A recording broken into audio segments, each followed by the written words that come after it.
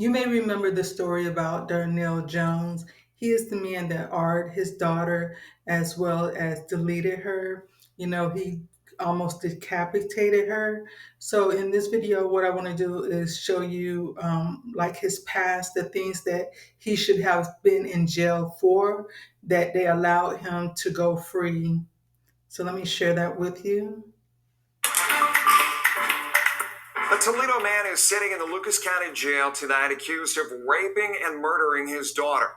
Darnell Jones Ogletree is facing life in prison for the heinous crimes, but he was violent in the decades, years, and months leading up to his daughter Kimani's death, and for the vast majority of that time avoided the bars that he's now behind. 11 investigates. Melissa Andrews has more on Jones's road to alleged murder.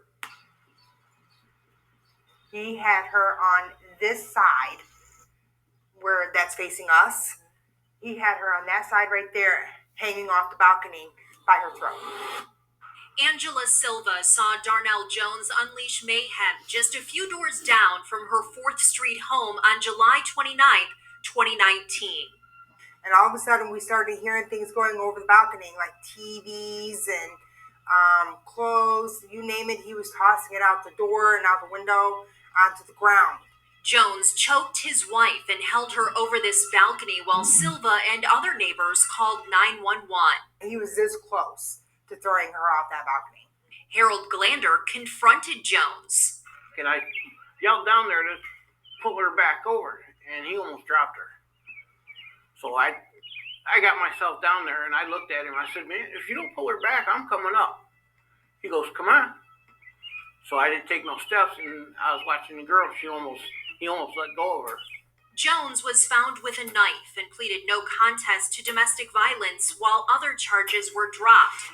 He was sentenced to 60 days in CCNO, but served no time, instead completing a substance abuse program.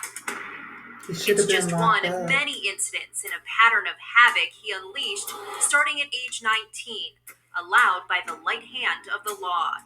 In 2011, he was cited for being intoxicated while screaming outside of his apartment, then resisting arrest. Just 3 months later, Jones and another man used a lighter and flammable liquid to set fire to this Toledo warehouse. He was charged with arson, pleading guilty to a lesser charge of attempted arson, and was sentenced to 4 years of probation. He had to complete treatment, get a job, and a GED. As a felon, he was never again allowed to have a gun. His next felony came in 2015 when he shot a gun at 807 Walnut. He pleaded no contest and was again given probation. He violated that probation in January of 2016 when he punched and broke a window at his work release program. The violence grew in 2017 when he smashed an alternator into a man's face at 18th and Monroe. The man required 20 stitches. Jones was charged with felonious assault and pleaded guilty to a lesser charge. He was notified on August 17th that he violated his probation. He was sentenced to CCNO for 6 months, but again served no time and was again given 2 years probation. In June of 2018, he was charged with disorderly conduct for being intoxicated while cursing and yelling outside his home on Star Avenue. 4 months after that, police got a call that a man was drunk and trying to break into a house at the same address. Police said Jones had glossy eyes, was slurring, and had a knife. He was charged with disorderly conduct again and a concealed weapon. He was put back on probation and sent back to treatment. Jones was cited in May of 2019 for disorderly conduct. An affidavit states he was drunk on his 4th Street porch with a machete. He was also cited for threatening to shoot in the head the officer who arrested him. Then came the choking of his wife on the balcony in July of 2019. The problems continued in August of 2022 when he was indicted by a grand jury for an incident at a daycare. He was found drunk with a crack pipe in the parking lot shooting a gun. He served several months in CCNO.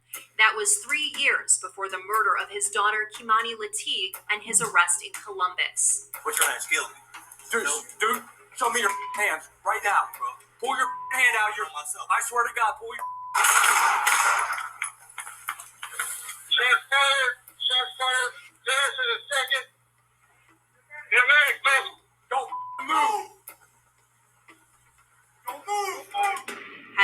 Jones' violent streak, his old neighbors on 4th Street aren't shocked. I was surprised at first. And then I turned around and thought about it, and I was like, well, if he tried to kill one person, who's to say he wasn't going to do it again? But I didn't think it would be his own daughter. They can't change their stripes. People can't change unless they want to. And I don't think he wants to.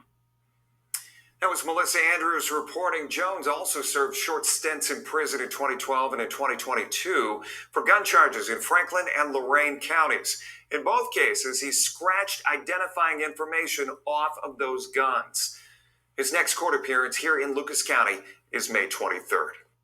That's what I don't understand. Is like, how could he be a convicted felon at around the age of 19, shouldn't have a gun, and every time he got in trouble after that, they just let him go. Really, no jail time, just basically let him go. There are people who is not, they don't have a felon record that serve more time than he has. And it's like, if they would have looked at him and seen that he had an issue with anger, he had an issue with drugs, and he had an issue with self-control. And when he committed those crimes, they should have locked him up and actually gave him jail time or prison time. And if they did so, that may have kept him away from Kamani and kept him from being able to R her and take her life. And it's sad that when the system dropped the ball when they come to criminals like him, it's like they just have a revolving door. They let them in and let them right back out. And this man, for everything that he did, he really did not serve the time that he needed to serve. And because of that, now this girl no longer has a life.